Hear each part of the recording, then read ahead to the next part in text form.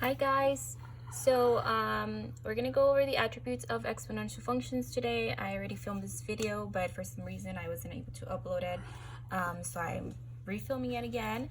Hopefully I can get it up this time. Anyways, it's gonna be super simple, pretty much just covering what you have to do on your first assignment.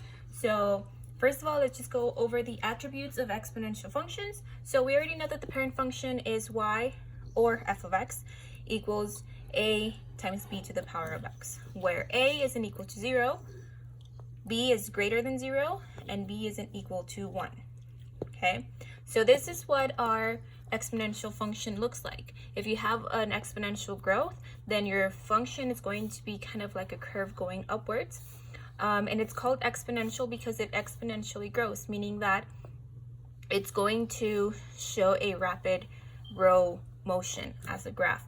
And same thing for decay. So for decay, your arrow would actually be here, not up here, excuse me, where again, it exponentially decreases.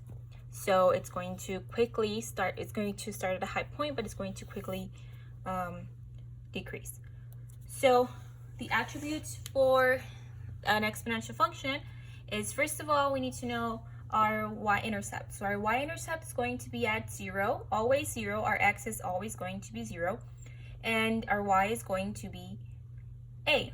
So whatever a you have on your parent function, you're just going to put that a there. So that's going to be your y-intercept, 0, a. Your domain is always going to be all real numbers. Or you can just say from negative infinity to positive infinity, right? So it's covering all the domain. Your range is, again, always going to be y is greater than 0.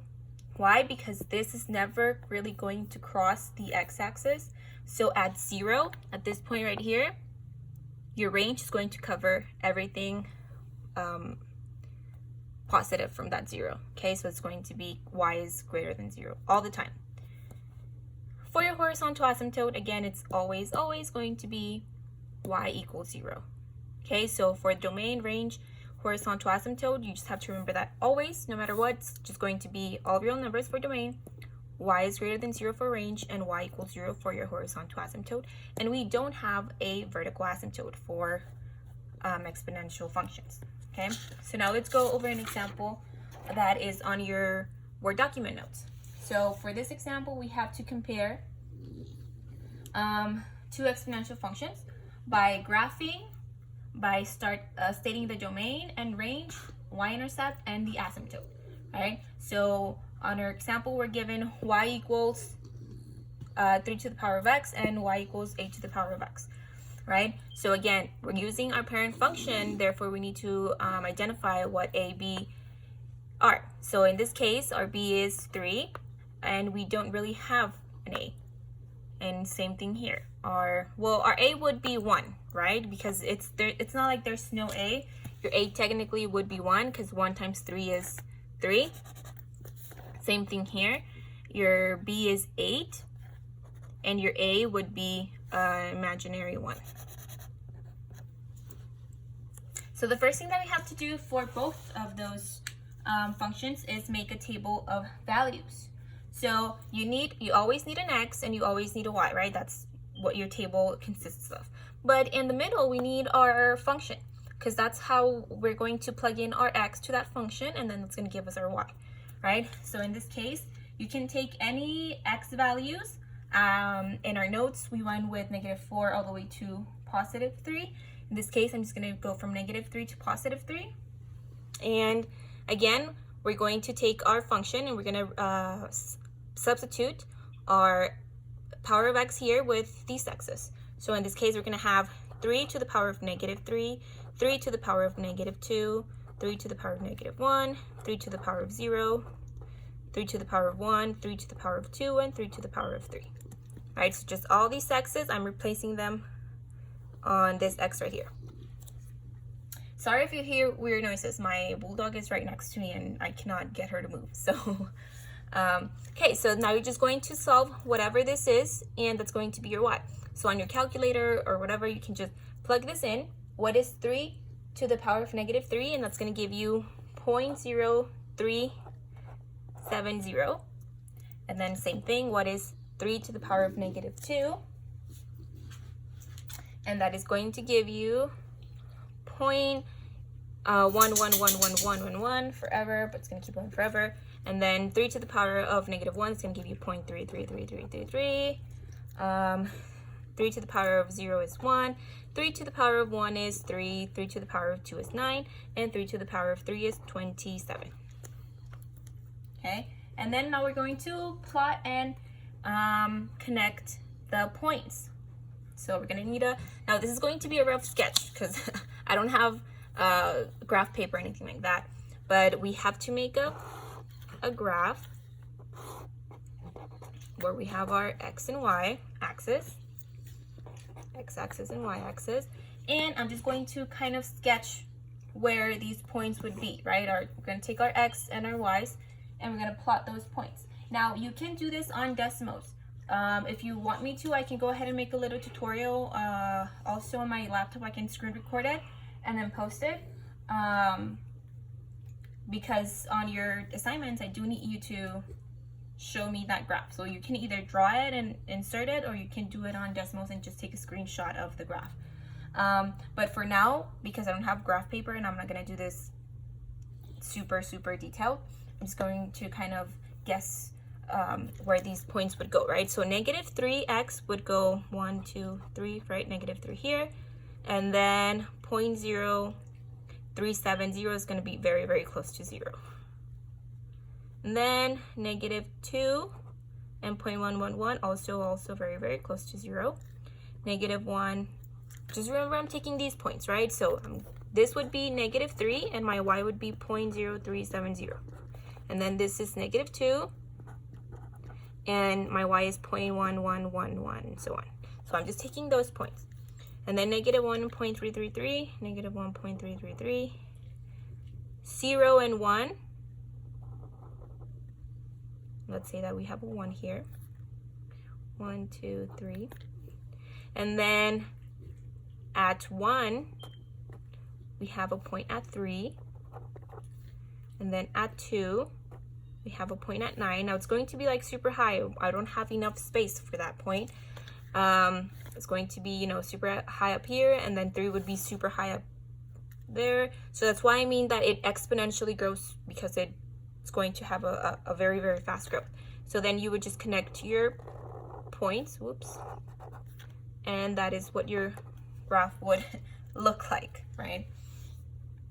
Okay, and then, so now let's go over what the domain is. So remember that the domain is always all real numbers from negative infinity to positive infinity. The range is always y is greater than 0. And the horizontal asymptote is always y is equal to 0.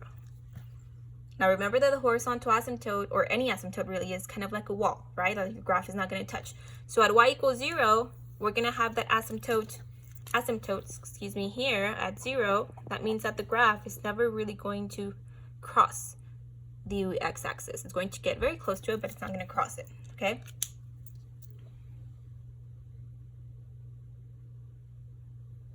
All right, so now let's do the same thing with 8x.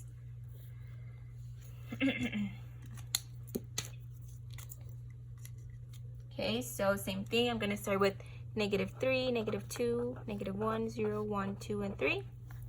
Now this is going to be 8 to the power of negative 3, 8 to the power of negative 2, to the power of negative 1, and so on.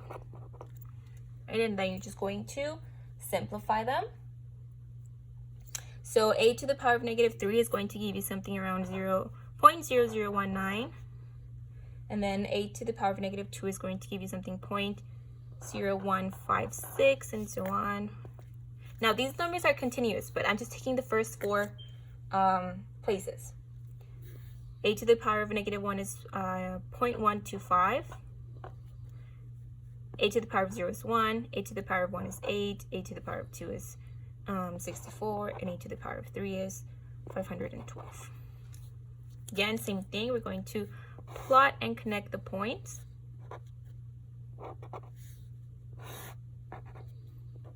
Okay, so I'm going to start at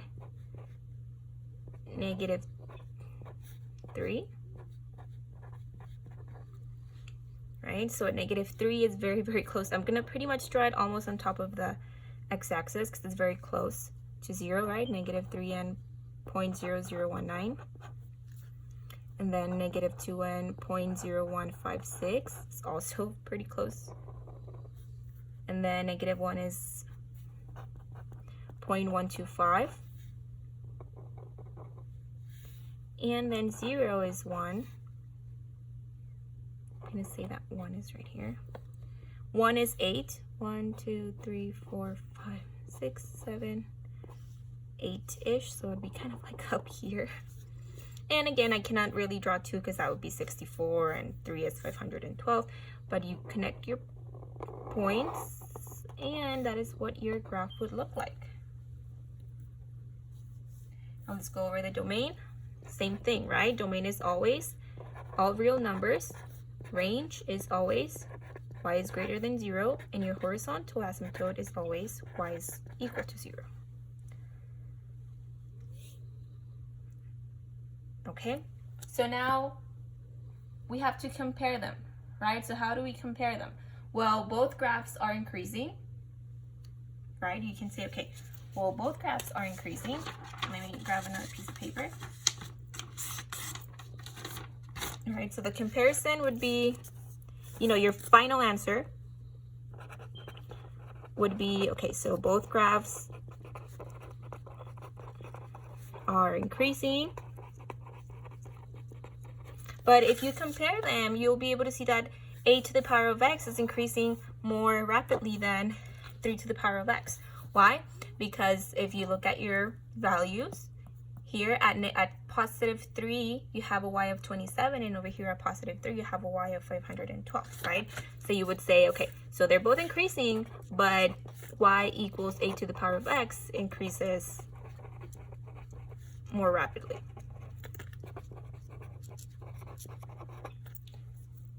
Right? And then you would say, okay, both graphs have an intercept of, a y-intercept, sorry,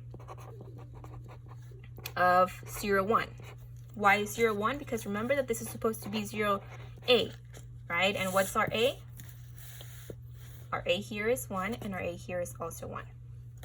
Then you would say, you know, since the graphs approach the x-axis, the horizontal asymptote is